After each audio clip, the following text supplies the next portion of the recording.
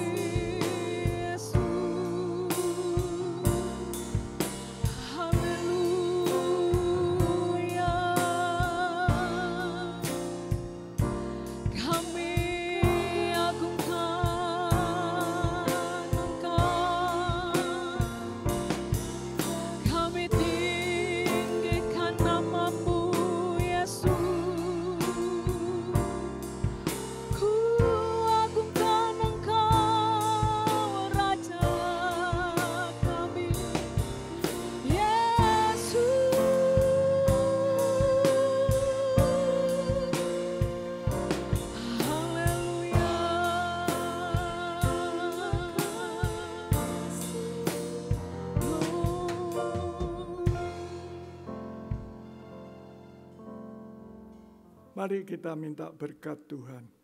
Pertolongan kami datangnya dari Tuhan yang menjadikan langit, bumi, dan segala isinya. Terima kasih Tuhan, kami boleh pagi hari ini berkumpul on-site maupun online. Kami rindu mendengar firman Tuhan, karena itu kami butuh Roh Kudus memimpin kami. Berikan pengertian, berikan kesiapan hati dan pikiran kami untuk menerima setiap firman Tuhan menjadi bertumbuh dalam kehidupan kami, akan menyenangkan Engkau. Di dalam nama Tuhan Yesus, kami sudah berdoa dan mengucap syukur. Haleluya, amin. Haleluya, hari ini kita mau datang dengan hati yang bersyukur, membawa segala pujian kita kepada Dia. Dengan hati bersyukur, masuki hadirat Tuhan.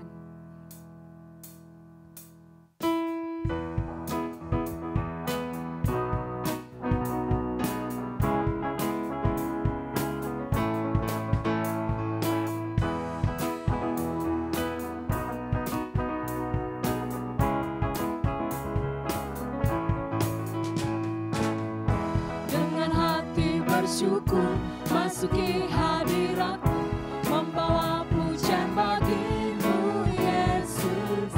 Ku memandang wajah-Mu, bersuka di depan-Mu, sambil menceritakan kasih-Mu.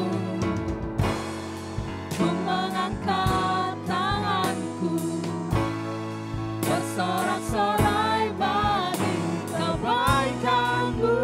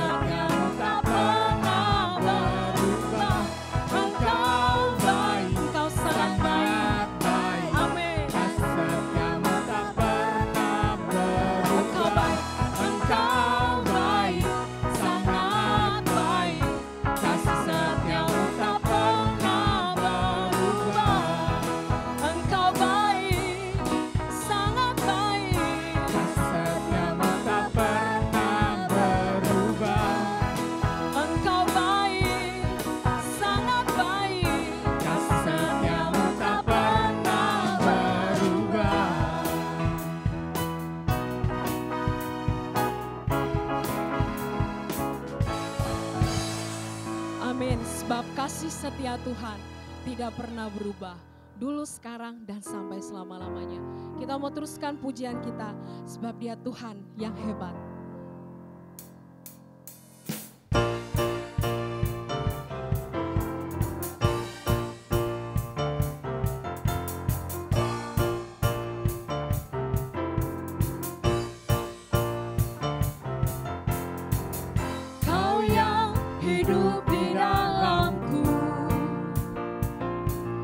Menjadikanku lebih dari pemenang.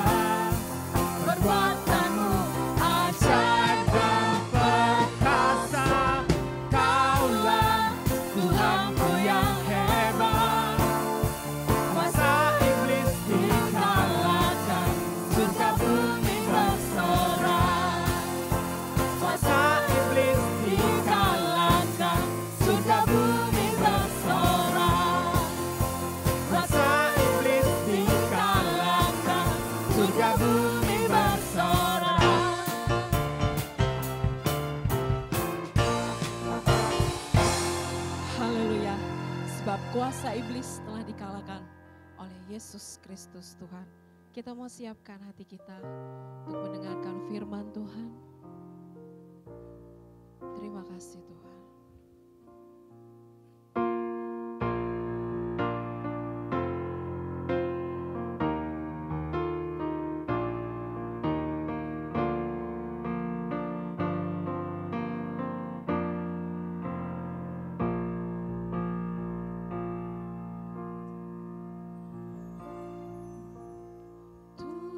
Tuhanlah yang membimbingku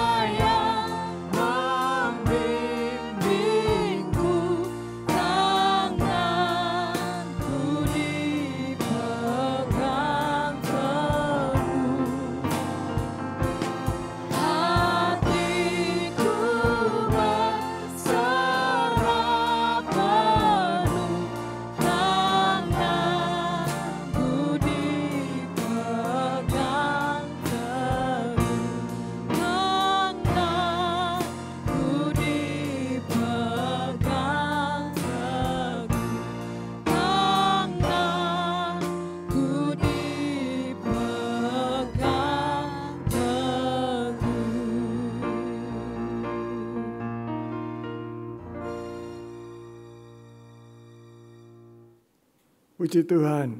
Mari kita berdoa untuk mendengar, untuk sharing firman Tuhan pada pagi hari ini. Bapak di dalam surga, terima kasih untuk kesempatan yang Tuhan berikan kepada kami Jemaat Pluit, sehingga kami bisa sharing tentang firman Tuhan. Kami perlu pimpinan Roh Kudus, baik yang berbicara maupun yang mendengar, sama-sama diberkati Tuhan. Sama-sama mengerti yang benar dari Tuhan. Kami perlu Roh Kudus untuk meluruskan segala sesuatu menjadi benar. Lebih dari itu, kami perlu kekuatan untuk melakukan firman Tuhan sesuai dengan kehendak Tuhan. Terima kasih Bapak, di dalam nama Tuhan Yesus kami sambut akan firman Tuhan. Haleluya, amin. Nah, pada pagi hari ini kita memasuki tema yang baru di dalam ibadah pada pagi hari ini. Judulnya adalah sebutan bagi yang berduka. Saudara tahu, saya ulangi kembali tema tahun ini yang biru itu, ya. Hidup yang dipimpin oleh Roh Kudus. Tema bulan April, keteladanan Kristus. Kita belajar keteladanan, teladan-teladan yang Kristus berikan kepada kita. Dan tema bulan ini, minggu ini, sebutan bagi yang berduka.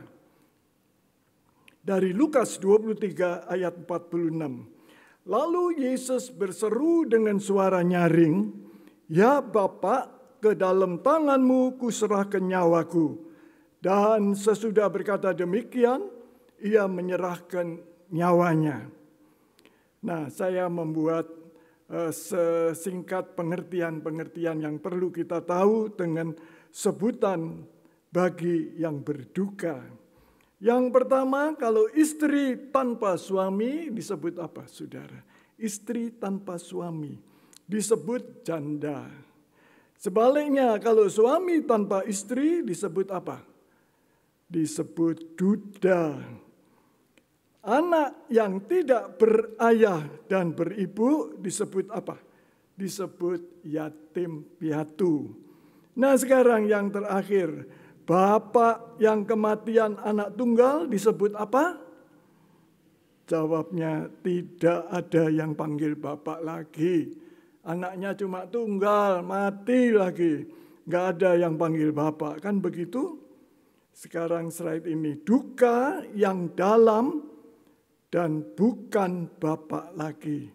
Bapak ini mengalami duka yang teramat dalam dan selanjutnya tidak lagi disebut bapak, kan begitu?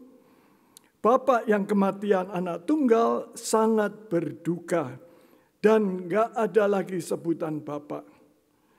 Allah Bapa di surga memahami duka yang tak terperikan ketika anaknya yang tunggal Yesus Kristus berseru kepadanya dari atas kayu salib, "Ya Bapa, ke dalam tangan-Mu kuserahkan nyawaku." Lukas 23 ayat 46. Allah sudah menjadi Bapa sebelum Yesus dilahirkan di dunia. Dan tetap menjadi Bapa ketika Yesus mengembuskan nafasnya terakhir. Dan yang lebih ajaib, 1 Yohanes 3 ayat 1. Allah tetap Bapa kita dan Dia menyebut kita anak-anaknya.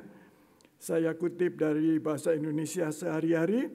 Lihatlah betapa Allah mengasihi kita, sehingga kita diakui sebagai anak-anaknya, dan memang kita adalah anak-anak Allah. Itulah sebabnya dunia yang jahat ini tidak mengenal kita, sebab dunia tidak mengenal Allah.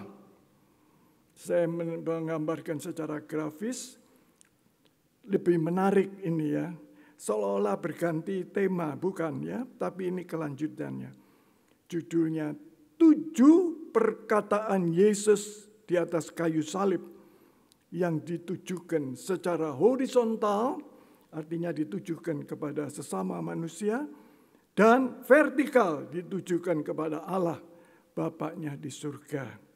Sekarang yang horizontal, perkataan Tuhan. Yang pertama adalah kata-kata penghiburannya kepada ibunya, Yohanes sekian. Yang kedua, kata-kata peneguhannya kepada penjahat yang sekarat. Di kanan kirinya ya, Lukas 23:43.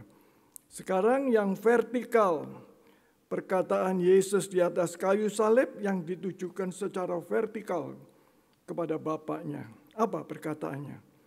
Pengampunan bagi para pembunuhnya. Yohanes 23 ayat 34. Nomor 4, perasaan ditinggalkan oleh Bapaknya. Nomor 5, bahwa dia telah menyelesaikan tugas menanggung dosa.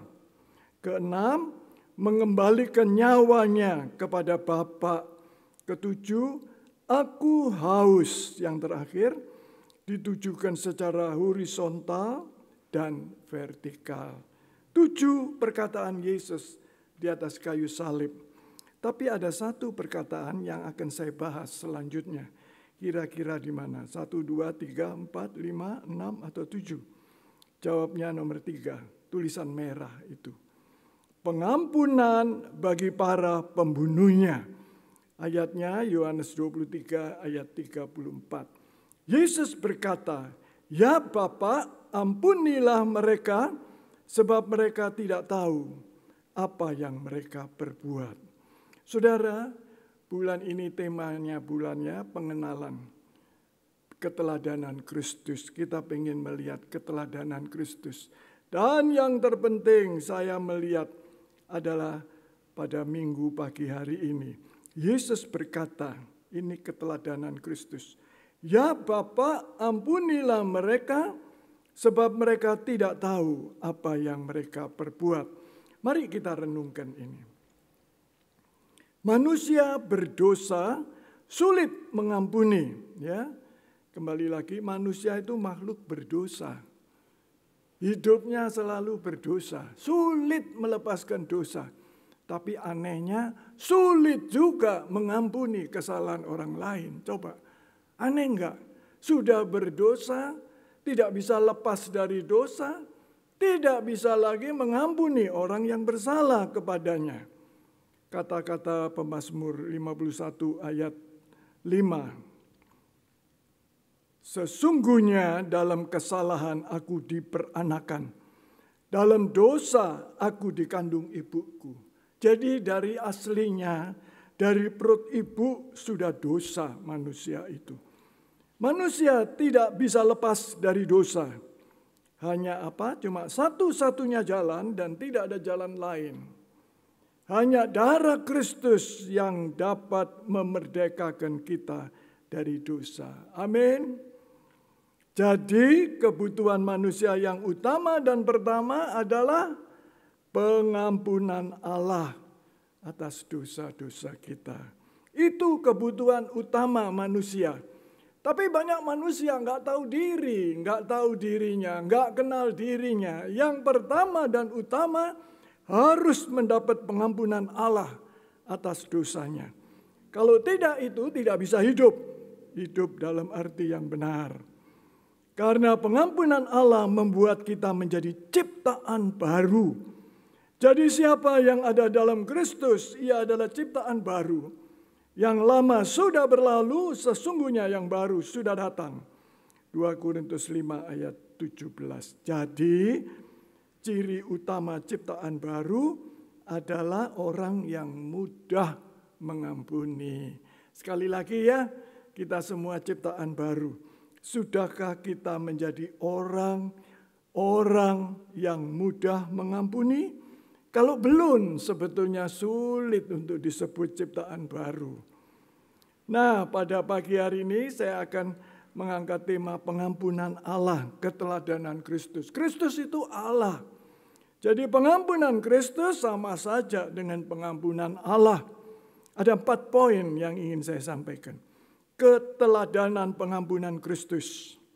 Nomor 2, pengampunan Allah merubah status menjadi ciptaan baru.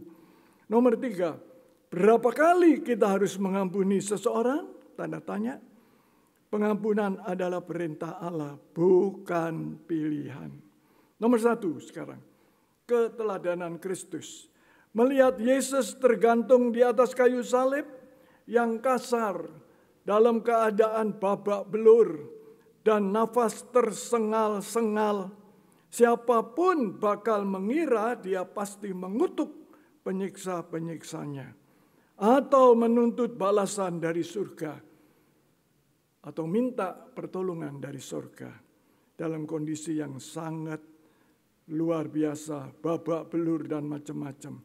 Namun Yesus justru mengucapkan doa yang berlawanan dengan dorongan hati manusia pada umumnya. Ya Bapa, ampunilah mereka, sebab mereka tidak tahu apa yang mereka perbuat. Aneh, mustahil bukan? Kalau saudara seperti menempati tempat Yesus, saya yakin tidak bisa mengampuni ya. Sudah babak belur, sudah setengah mati, napas tersengal-sengal, masih juga bisa mengampuni orang. Ya Bapa, ampunilah mereka sebab mereka tidak tahu apa yang mereka perbuat. Saya rindu mengatakan keteladanan ini. Kalau saudara sulit mengampuni seseorang, kutip saja perkataan Yesus, doa saja. Ya Tuhan, ampunilah dia, sebab dia tidak tahu apa yang dia perbuat. Titik. Doa saudara menyenangkan Tuhan, saudara. Tetapi itulah kasih karunia terbesar dari Kristus Allah kepada kita. Dia mengampuni dosa kita. Sebab kita tidak tahu apa yang kita buat. Kita bodoh, tidak tahu apa yang kita buat. Kedua, merubah hidup menjadi hidup baru. Ya, pengampunan Allah itu merubah hidup menjadi hidup baru. Ahli Taurat dan orang Farisi membawa kepada Yesus seorang perempuan yang kedapatan berbuat zina. Masih ingat ya, di Alkitab ada kisah ini? Di mana itu? Mereka ingin mencari kesalahan Yesus. Ahli Taurat dan orang Farisi terus hidupnya cari-cari kesalahan Yesus. Dengan bertanya apa yang Tuhan Yesus akan lakukan terhadap perempuan. Pikir mereka, bila Yesus menghukum sesuai dengan hukum Taurat, mereka akan mengatakan Tuhan Yesus tidak punya kasih. Sebaliknya, bila Yesus membebaskan perempuan itu, jelas para ahli Taurat dan orang Farisi akan menuduh Yesus melanggar hukum Taurat yang tegas-tegas mengatakan pezina harus mati dilempar batu. Reaksi Tuhan Yesus di luar dugaan. Yesus balik bertanya, yang merasa tidak berdosa yang pertama melempar batu. Silakan yang merasa tidak berdosa. Mereka tahu diri ternyata tidak ada satupun yang melempar batu kepada perempuan itu. Setelah mereka habis pulang, kepada si perempuan itu Yesus tegas mengatakan bahwa ia juga tidak akan menghukum dan mengingatkan supaya ia tidak berbuat dosa lagi. Perempuan itu pasti lega karena mendapatkan kesempatan kedua untuk hidup, bukan main ya, anugerah Tuhan. Perempuan itu pasti bersorak-sorai, tidak jadi mati, tidak jadi dilempar batu. Karena Yesus memberi pengampunan. Pengampunan Tuhan merubah hidup perempuan itu. Seperti itulah kita, orang-orang berdosa yang pantas untuk dihukum mati. Tetapi Allah Bapa dalam Tuhan Yesus begitu mengasihi kita, mengaruniakan pengampunan dosa dan hidup baru. Pengampunan yang sudah diterima dari Allah seharusnya merubah hidup menjadi baru. Pertanyaan, sudahkah saudara Hidup saudara hidup baru, sudah diampuni dosanya, sudah hidup baru, sudah bersaksi kepada tetangga bahwa saudara hidup baru. Bukan mulutnya yang ngomong, tapi perbuatannya yang berbicara. Hidup baru, bukan lama. Nomor 3, berapa kali kita harus mengampuni?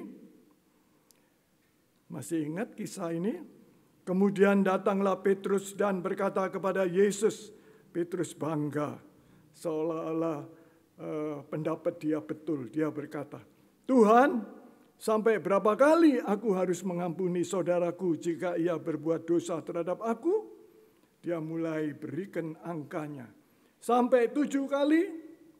Yesus berkata kepadanya, bukan, aku berkata kepadamu bukan sampai 7 kali. Melainkan 70 kali 7 kali.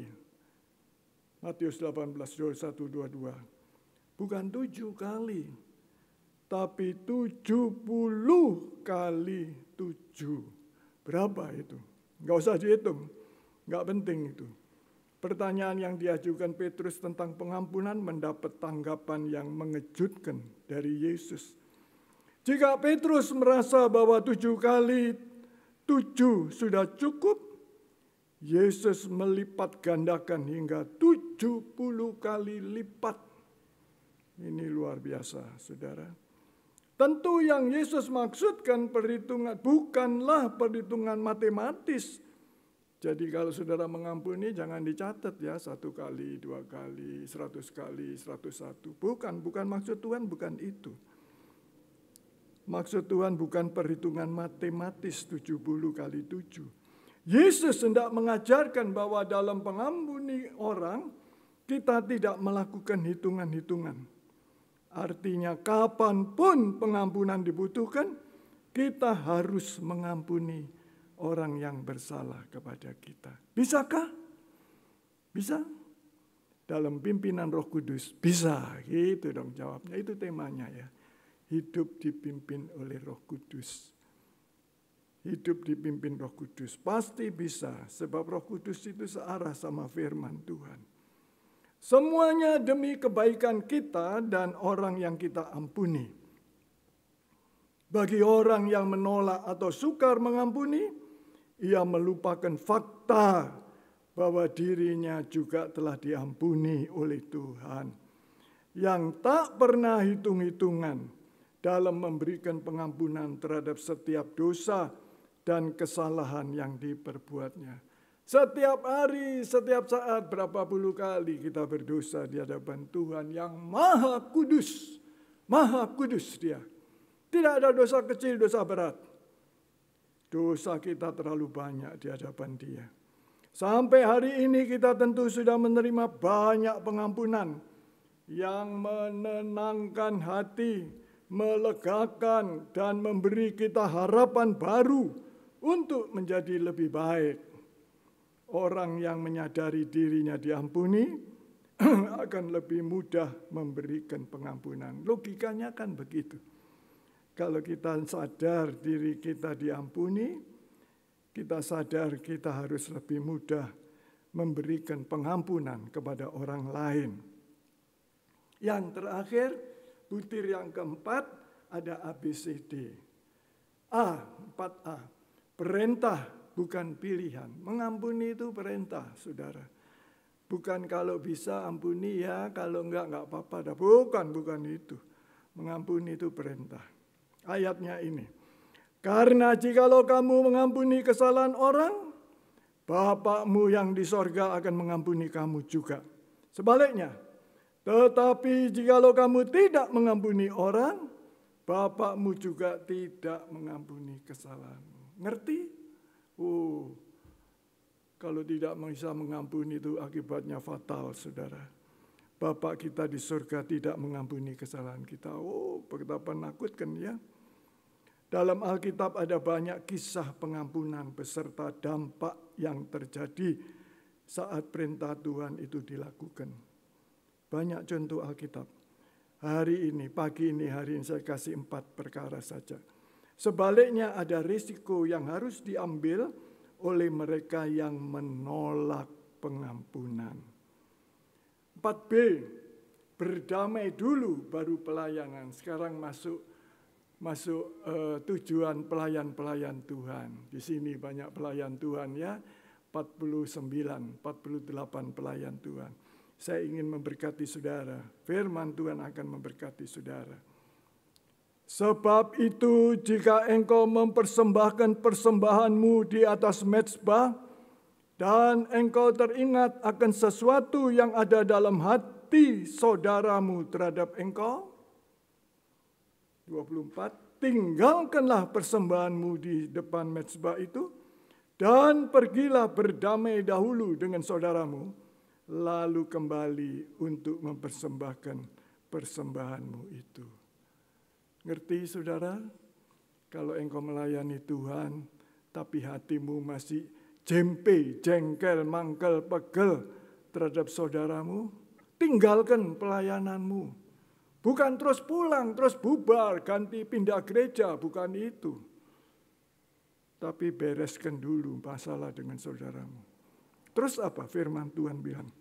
Sudah beres, kembali lagi. Itu perintah Tuhan, saudara. Jangan terus ngambek, jangan terus pergi, jangan terus pindah gereja. Itu orang-orang yang gak ngerti firman Tuhan. Segeralah berdamai dengan lawanmu selama engkau bersama-sama dengan dia di tengah jalan, supaya lawanmu itu jangan menyerahkan engkau kepada hakim, dan hakim itu menyerahkan engkau kepada pembantunya, dan engkau dilemparkan ke dalam penjara. 4C ya, 4C dengan jemaat Pluit, karena kita ada di Pluit ya. Tadi sebelum itu 4B dengan sesama pelayan Tuhan, saudara-saudara kita. 4C dengan jemaat Pluit, lebih luas lagi ya. Tadi 49 pelayan Tuhan, kompak, mesra, baik, saling mendoakan, saling mengasihi. Dengan jemaat Pluit, ini pesannya. Keselamatan memang tanggung jawab pribadi. Tapi Tuhan juga panggil kita secara korporat dalam jemaat Pluit, secara bersama-sama dalam jemaat Pluit. Saya ingin kembali ingatkan, kita di Pluit bukan karena kebetulan, bukan. Karena Tuhan yang atur semuanya. Tubuh Kristus untuk melayani Tuhan. Galati 6 ayat 16. Jadi, selama ada kesempatan bagi kita, hendaklah kita berbuat baik kepada semua orang, terutama sekali kepada siapa? Kepada saudara-saudara kita yang seiman. Dalam kelompok yang lebih kecil, gereja, jemaat Tuhan di tempat ini. Terutama sekali kepada saudara-saudara kita yang seiman. Yang terakhir 4D, Tuhan mendamaikan musuh. Ini perbuatan Allah yang luar biasa. Kalau kita nurut sama Tuhan, Tuhan memberkati kita luar biasa. Apa berkatnya? Jikalau Tuhan berkenan kepada jalan seseorang, maka musuh orang itu pun didamaikannya dengan dia. Ajaib ya. Saudara, dalam tanda kutip punya musuh. Ya. Tapi hidup saudara, hidup kudus, hidup rutin kudus di dalam Tuhan. Apa perbuatan Tuhan? Musuh itu akan didamaikan dengan saudara. Siapa yang mendamaikan? Tuhan Yesus. Oh, luar biasa, bukan?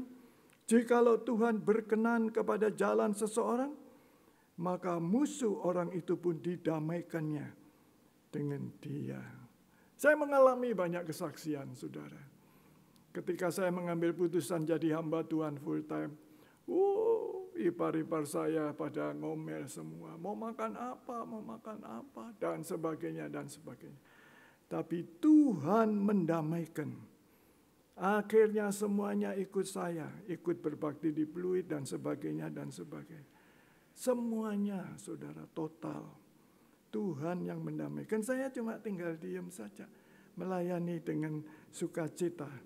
Bagi pelayan Tuhan, saya ingatkan, tidak ada alasan tidak bisa kerjasama dengan jemaat, apalagi sesama pelayan Tuhan. Hati-hati ya, Sekali lagi sebagai gembala saya ingatkan. Bagi pelayan Tuhan tidak ada alasan. Saya tidak bisa kerjasama Pak sama dia. Memang sampai hari ini tidak ada satupun yang ngomong gitu ke saya. Tapi hatinya saya nggak tahu, saudara. Yang tahu cuma Tuhan. Tuhan pada pagi hari ini berbicara. Bagi pelayan Tuhan tidak ada alasan tidak bisa kerjasama dengan si A, si B. Tidak ada alasan. Tuhan sudah kasih jalan. Berdamai dulu, baru kembali melayani Tuhan. Jangan berdamai terus pulang, pergi. Jangan tidak berdamai terus pindah gereja. Itu sama aja, tidak akan menjadi dewasa. Tapi selama kita bertobat, berdamai dan berdamai dengan musuh, maka saudara bisa kembali melayani Tuhan. Penutup, tanpa pengampunan, dunia akan menjadi jauh lebih buruk karena ada banyak relasi yang rusak.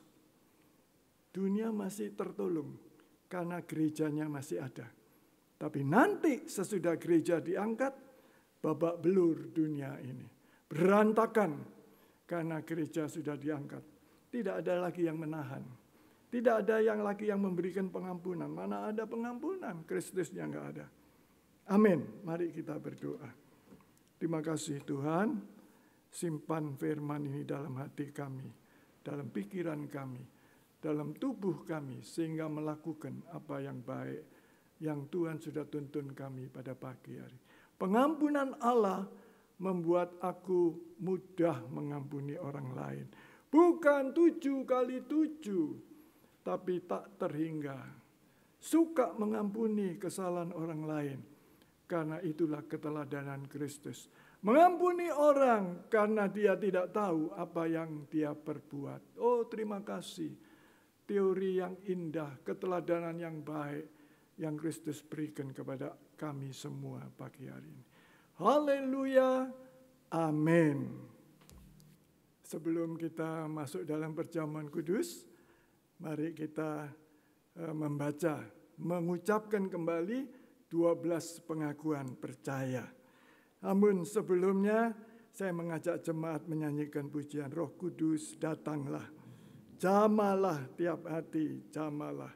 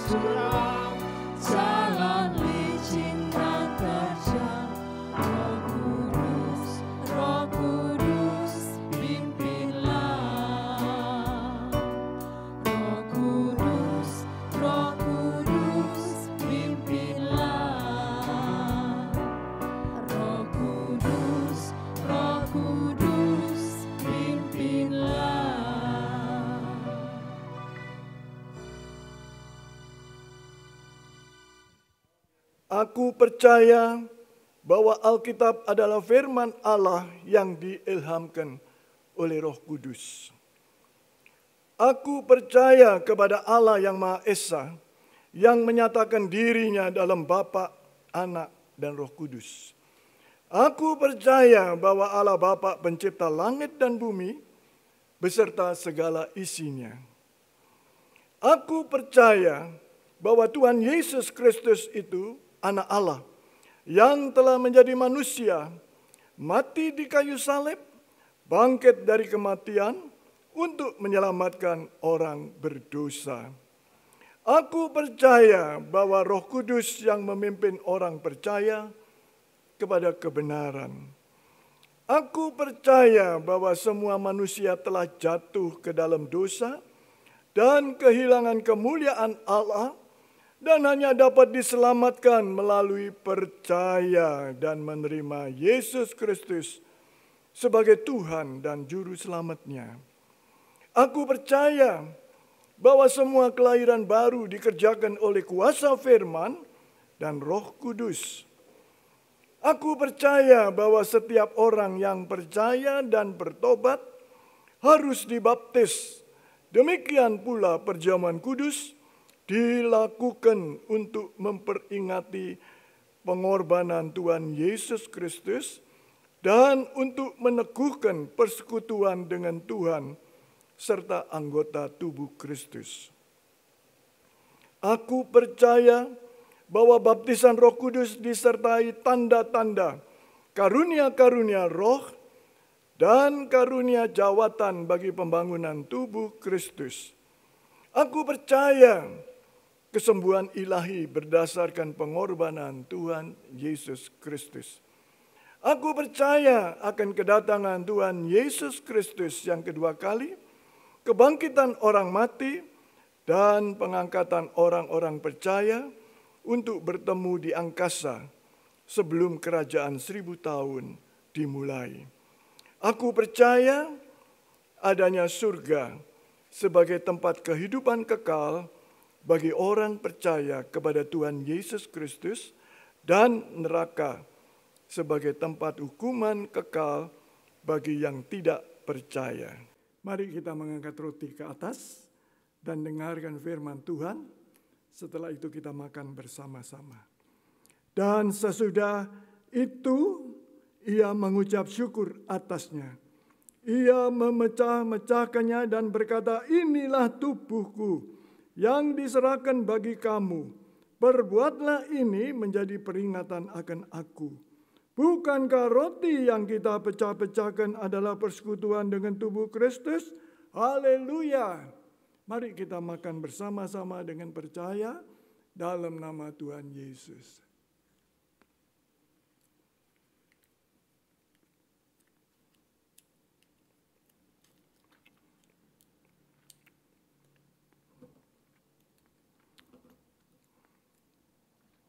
Demikian juga ia mengambil cawan sesudah makan, lalu berkata, ini adalah perjanjian baru yang dimeteraikan oleh darahku. Perbuatlah ini setiap kali kamu meminumnya, menjadi peringatan akan aku. Bukankah cawan pengucapan syukur yang atasnya kita ucapkan syukur adalah persekutuan dengan darah Kristus? Haleluya! Mari kita minum bersama-sama dengan percaya dalam nama Tuhan Yesus.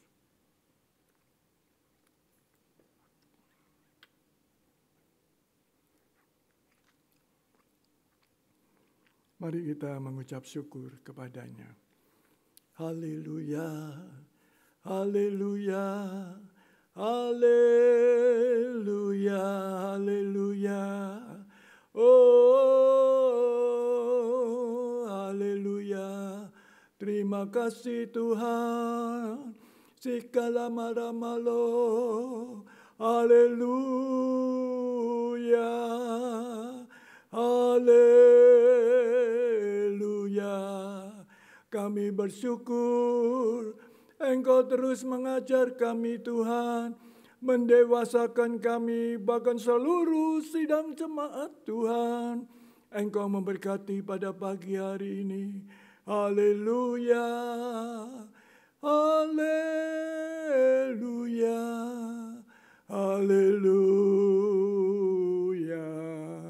Terima kasih Tuhan. Lanjutkan kasih karunia Tuhan sepanjang hari-hari hidup kami. Firman yang kami dengar pada pagi hari ini tidak berhenti saat ini, tapi terus berkepanjangan dalam tingkah laku kami setiap hari dimanapun kami berada. Pengampunan itu terus mengalir. Seperti halnya Allah mengampuni setiap dosa kami sepanjang hari, sepanjang umur ini. Demikian juga kami bisa meneladani keteladanan Kristus dalam mengampuni kesalahan orang terhadap diri kami. Mulai dari kelompok kecil, pelayan-pelayan Tuhan, jemaat fluid, dan seluruh orang di sekitar kami, supaya nama Tuhan dipermuliakan. Haleluya, amin. Baik, kita akan memberikan persembahan. Sebelum itu kita bersatu dalam doa. Bapa kami dalam surga, terima kasih Tuhan untuk setiap kebaikan Tuhan dalam hidup kami. Dan sebentar Tuhan kami akan memberikan persembahan, ajari kami memberi dengan sukacita. Di dalam nama Tuhan Yesus, haleluya, amin.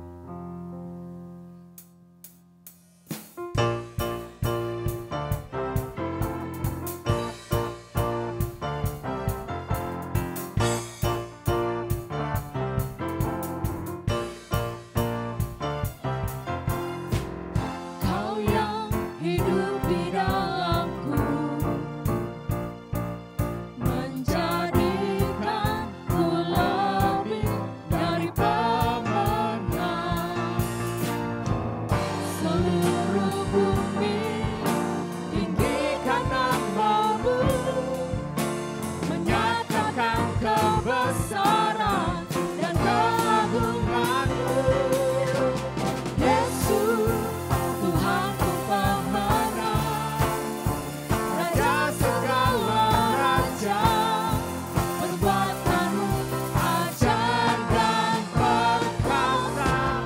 Kaulah Tuhanku yang hebat, kuasa iblis dikalahkan, surga bumi bersorak. Yesus, Tuhanku pemenang, Raja segala raja, perbuatanmu ajaib dan perkasa.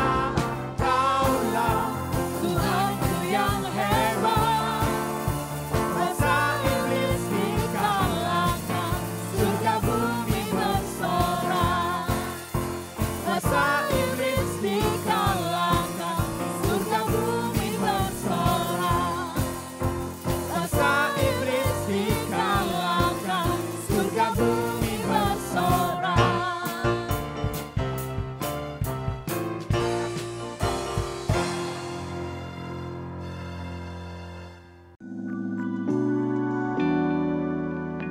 Shalom Bapak Ibu Saudara yang terkasih dalam nama Tuhan. Kita akan mendengarkan kelengkapan dari Warta Jemaat. Untuk hari Senin kita ada rapat majelis jam 7 malam, dilakukan melalui Zoom, diundang seluruh kepala departemen komisi untuk kita bisa hadir bersama-sama untuk membahas setiap perkembangan pelayanan gereja Tuhan. Untuk hari Selasa kita ada doa pagi dari jam 8 pagi sampai jam 9 pagi, dilakukan melalui Zoom, diundang jemaat Tuhan bisa mengawali hari yang baru untuk kita boleh berdoa bersama. Untuk hari Rabu ada Komsel Pemuda Remaja jam 7 malam, dilakukan melalui Zoom. Dan juga bagi teman-teman yang bisa hadir, bisa gabung di gereja. Untuk hari Kamis Bapak Ibu Saudara kita ada Perak Keluarga jam 7 malam juga dilakukan melalui Zoom. Untuk hari Jumat ada Praise and Worship jam 7 malam dilakukan melalui Zoom, diundang seluruh pemuji pemusik khususnya untuk kita sama-sama berdoa bersama, sharing bersama untuk kita boleh mempersiapkan pelayanan kita. Untuk hari Sabtu Bapak Ibu Saudara jam 4.30 ada ibadah pra remaja dilakukan melalui Zoom. Dan juga ibadah youth jam 18.00 diadakan di gereja di tempat ini.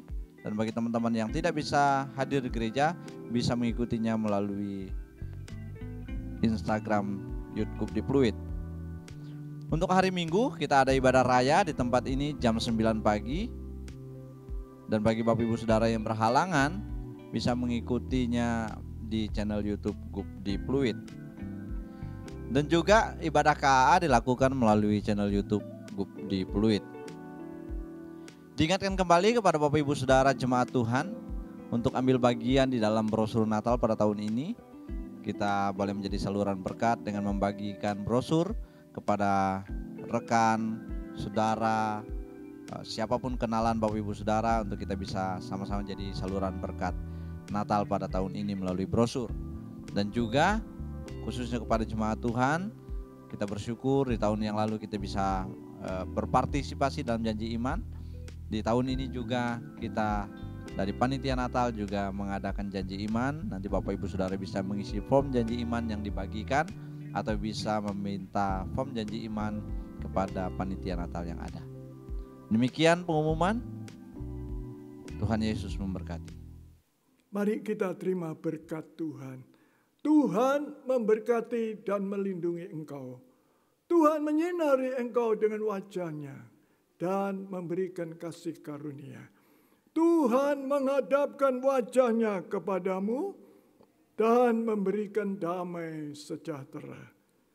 Jemaat kemuliaan Tuhan yang kukasihi, terimalah berkat Allah, kasih karunia Tuhan Yesus Kristus, kasih Allah dalam persekutuan dengan Roh Kudus menyertai engkau semua hari ini sampai selama-lamanya. Haleluya, amin.